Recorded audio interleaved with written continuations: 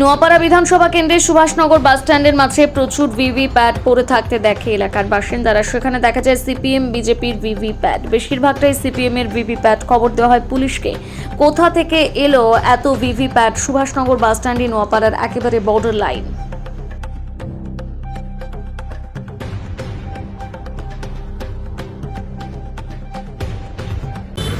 সুভাষনগরে VVPAT পড়ে থাকতে দেখা গেছে, যেখানে ম্যাক্সিমাম আমাদের কাছে ছবি এসছে এবং ভিডিও এসছে।